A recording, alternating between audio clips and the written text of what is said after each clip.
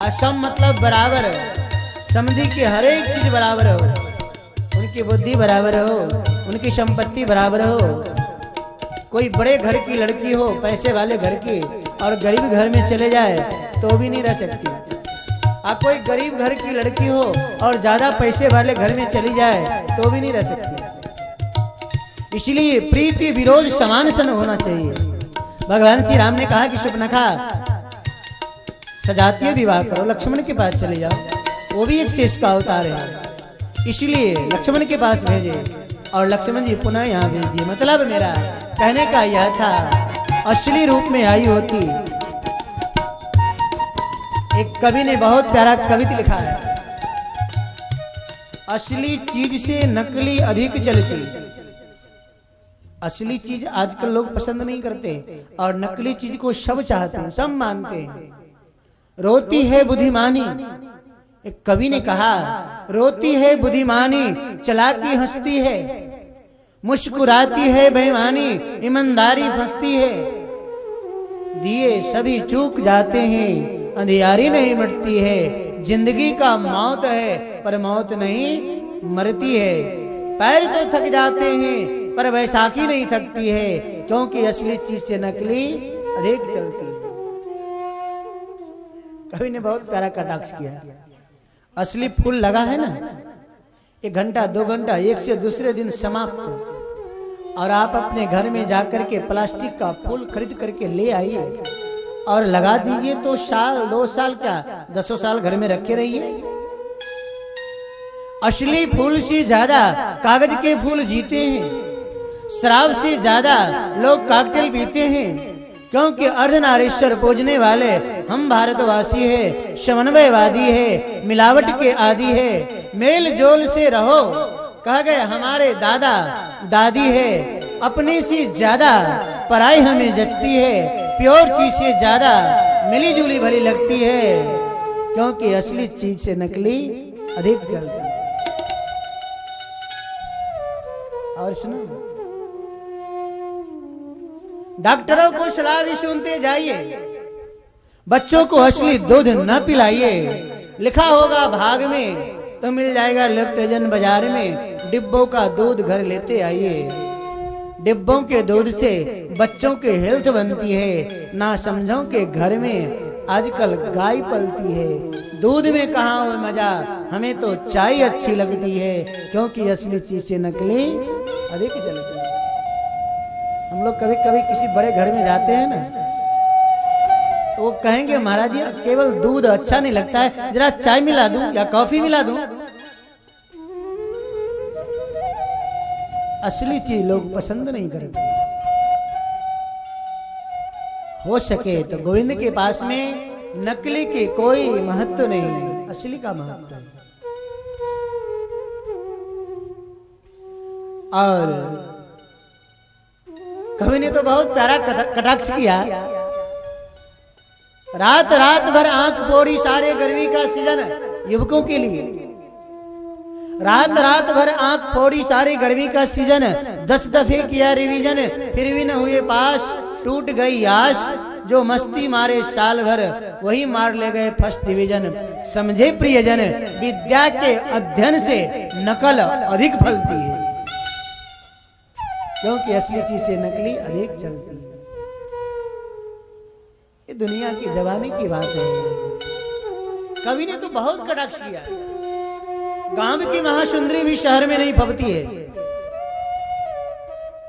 कवि ने कहा, गांव की महासुंदरी भी शहर में नहीं फबती है, शहर की प्रौढ़ा भी बच्ची सी लगती है। पाउडर लेप, मॉडर्न वेश, छमछमाता पेश, ओठों पे लाली, आंखों पे काजल काली, केशों के नकली विग से जवानी नहीं ढलती है, क्योंकि असली चीज से नकली अधिक चलती है।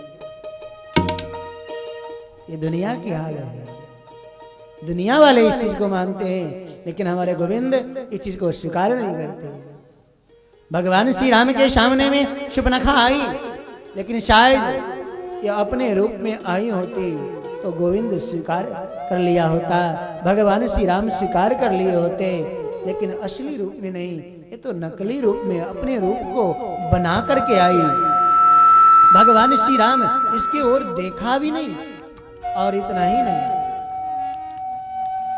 इनको तो जाने दीजिए। आज कृष्ण के सामने जो शूर्पणखा आई, श्री राम कृष्ण के सामने जो पूतना आई, तो गोविंद ने आज पूतना की ओर नहीं देखा। क्यों नहीं देखा पूतना की ओर? इसलिए कि अपने रूप में नहीं आई। भगवान कृष्ण आंख बंद कर लिए और आंख बंद करके पहले जहर पिए, जहर पीने के बाद दूध पिए, और दूध पीते पीते कन्हैया उनके प्राण को पीने लगे। और जब कन्हैया उनके प्राण को पीने लगे तो चिल्लाने लग गई, सा मुंच मुंचाल विधि प्रभाषणी निष्पीड्यमाना जीव। चिल्लाने लगी कि कन्हैया छोड़ छोड़ छोड़। भगवान कृष्ण ने कहा, सोनो मौसी, मैं तो पहले किसी को पकड़ता नहीं, और जिसको एक बार पकड़ लेता हूं तो छोड़ना भी नहीं जानता, क्योंकि मैं 3 जगह से टेढ़ा हूं। पूतना चिल्ला रही है और कन्हैया उसके प्राण को पीते जा रहे हैं, और जैसे प्राण को पिया विशाल भयावह स्वरूप धारण करके आकाश में गोविंद को लेकर के उड़ चली। कन्हैया को लेकर के जब आकाश से चली तो लेकर के मथुरा जाने लग गई। गोविंद ने सोचा कि पता नहीं कि कहीं कंस के दरबार में न ले जाए। आज जब कंस के बगीचा के ऊपर गई तो श्री सुखदेव जी महाराज कहते हैं, भगवान कृष्ण जोर से इनके गला को दबाए और ऊपर से धाम से जब तो भागवतकार कहते हैं, चूर्णया मांस, 6 कोष के बगीचा चूर्ण हो गया, बिल्कुल समाप्त हो गया। जैसे कोई व्यक्ति कुल्हाड़ी लेकर के वृक्ष को काट देता है, वैसे ही उसी तरह ये पूरे 6 कोष के बगीचा जो था वो समाप्त हो गया। इसका अभिप्राय है कि पोतना का शरीर 6 कोष का था। कितना विशाल रहा होगा, जरा कल्पना करके देखिए। बहुत संतों का तो कहना है कि पोतना का जो हाथ गिरा उसी से हाथरस बन गया। इतना लंबा विशाल का है। और आज महारानी जसोदा दौड़ी दौड़ी आई, रोती हुई आई, गोविंद को देखा तो देखती क्या है कि विशाल काय पहाड़ के समान पूतना पड़ी हुई है। उनका विशाल शरीर पहाड़ के समान लगता है, उनका दोनों वक्षस्थल शिखर के समान लग रहा है, और गोविंद नीलमणि के समान उनके ऊपर खेल रहे थे, दूध पी रहे थे। जसोदा दौड़ी दौड़ी आई और उठा करके गोविंद को ले गई गोकुल में, और भगवान के नाम की ओ महिमा क्या। भागवत में भगवान के 12 नामों को ले करके गौमूत्र पिलाती है, गौपूत से झाड़ा लगाती है, और उनके 12 नाम ले करके उनका नजर उतारती है महारानी यशोदा।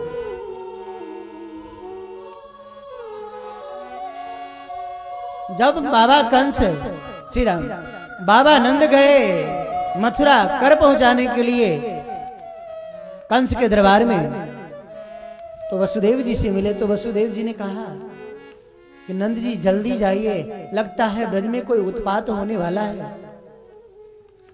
तुरंत वहां से नंद बाबा भगे भगे आ रहे थे और रास्ते में मनाते हुए आ रहे थे कि हे हनुमान जी, हमारे लाला को कुछ नहीं होगा तो आज आपको 1.25 मन लड्डू भोग लगाऊं। और जैसे आए मथुरा से निकल करके बाहर मथुरा कंस के बगीचा में तो हल्ला सुना, तो कहा अरे राम, लगता है हमारे हनुमान जी हमारे लाला को बचा लिए, नहीं तो आज हमारे लाला मर जाते। दौड़े दौड़े गए हनुमान जी के यहाँ, और हनुमान जी महाराज के पास में जाकर के 1.25 मन लड्डू के खूब भोग लगाए। हनुमान जी बहुत खुश हुए कि चलो कम से कम नंद बाबा के हाथ से खाने के लिए आज लड्डू तो मिला। और पूरे ब्रजवासी पूतना के शरीर को टुकड़े टुकड़े कर दिया, और टुकड़े टुकड़े कर करके जब अग्नि लगाए तो कोई मानव को जलाया जाता है तो उनके शरीर से दुर्गंध निकलती है, लेकिन जब पूतना के शरीर को जलाया गया तो दुर्गंध नहीं। भागवतकार कहते हैं 84 कोष में सुगंध फैल गया, और ऐसी सुगंध फैली कि मत पूछिए। सब ब्रजवासी गोकुल में आए भागवतकार कहते हैं भगवान पूतना को अपने धाम दिए। जिस धाम के लिए बड़े बड़े योगी लोग ललायित रहते हैं, बड़े बड़े देवता लोग याचना करते हैं, उनको भी वो धाम नहीं मिलता जो धाम भगवान पूतना को दिए। क्यों कि जनयव गुण प्रभु मानन का, जनयव गुण प्रभु मानन का, दीन बंधु मृदुल शोभा, दीन बंधु मृदुल शोभा, गीत यदम खद आमिष भोगी, गीत अधम खद आमिष भोगी, गति दीन जो याचक जोगी, गति दीन जो जाचत जोगी, गति दीन जो याचक जोगी, गति दीन जो जाचत जोगी। पूतना लोक बाल अग्नि रुद्रासना, रुधिर पीने वाली, बालकों को मारने वाली, और उस पुतना को भगवान अपना धाम दिए। इसके बाद कंस को पता चला कि पूतना मारी गई, तो कंस सक्टासुर को भेजे। सक्टासुर को भी भगवान कृष्ण मारे तो तृणावर्त को भेजे। जब तृणावर्त आने लगा तो कन्हैया महारानी यशोदा के गोदी में बैठ करके दूध पी रहे थे। गोविंद को लगा ये तृणावर्त आ रहा है और आंधी के रूप में आ रहा है, कहीं मुझे लेकर के मुझे चक्कर में, मेरे चक्कर में कहीं मैया यशोदा को ऊपर लेकर के ये तृणावर्त गया तो मैया तो वहीं समाप्त हो जाएगी। तो कन्हैया दूध पिलाते पिलाते अपने वजन बढ़ाने लग गया। और आपने देखा होगा कभी कभी छोटा सा बालक माँ की गोदी में दूध पीते पीते बहुत देर बैठ जाए ना तो पैर भरा जाता है। तो मैया यशोदा को लगा कन्हैया तो अपना वजन बढ़ाए, लेकिन मैया को लगा कि ये दूध पीते पीते इनके शरीर में वजन बढ़ गया, इसलिए गोदी से उठाई और उठा करके नीचे पटक दिया। चली गई घर के काम के लिए। तृणावर्त आया और एक आंधी के रूप में आकर के कन्हैया को उठाया आंधी में और लेकर के सीधे आकाश की ओर गए। जब ऊपर आकाश की ओर गए तो तृणावर्त को लगने लग गया, अरे मैं भगवान को उठाकर लाया कि पत्थर को उठाकर लाया, इतना वजन। कन्हैया को लगा मेरा भक्त हमेशा पत्थर में भी भगवान को देखता